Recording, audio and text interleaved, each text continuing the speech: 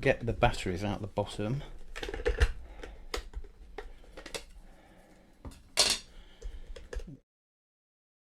So in the end, there was nothing really wrong with this. All my efforts to get it apart were a waste of time. There was no need to take it apart. There was nothing wrong with it. And this is how we're demonstrating this here. So as you can see, I've got this on about 9 volts at the moment, a little bit high, a little bit low. So that's on 9 volts now. I haven't got the battery in, but I've got the supply on, obviously. And I'm measuring at the top of those potentiometers. So that's what they've got to work with. And you can see it stays here at 5.118 volts. And even if the battery starts to run down a little bit, so let's simulate that by cranking the voltage down, you can see that I get to 8 volts. It's still having 5 volts at the top of those potentiometers. So we've got stable voltage provided by this voltage regulator, which is here.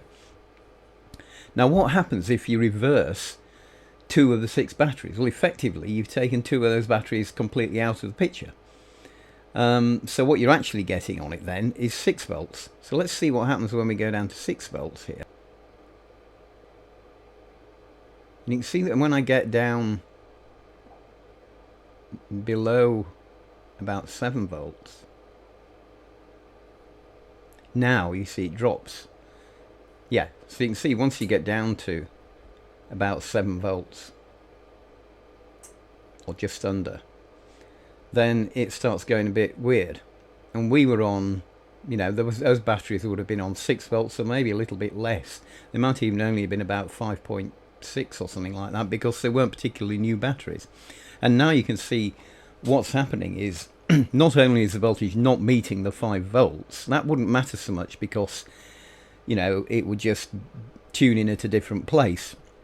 But what's actually happening is that as the battery starts to run down now, and as I simulate the, if I've got the right one, if I simulate the battery running down now, you see that the voltage is changing because the regulator has no longer got control of it, and that's why the station's drifting.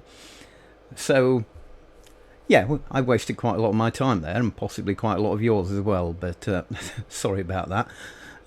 But anyway, it's given us a chance to take the whole thing apart. I've done a bit of a clean up on the case. I'm going to glue it all back together, and we'll have another look at it.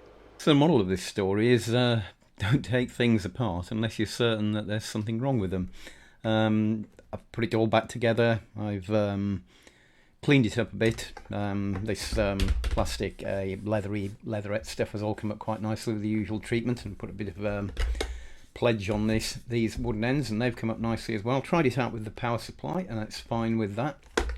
About that little blemish there, I haven't got anything the right colour to touch that up, but I will do at some point. Yeah, I originally sort of questioned the premise of this radio, and I couldn't work out why anybody would want one, but having used it for a few days and abused it obviously, and I've got the batteries in the right way now, I'm pretty impressed with it. And the idea, you know, the fact that you don't have to keep twiddling the stations is quite good. And to be honest, there aren't that many stations I listen to, so I think this was a good design. It's backed up by the fact that they made so many versions of it over about 20 years.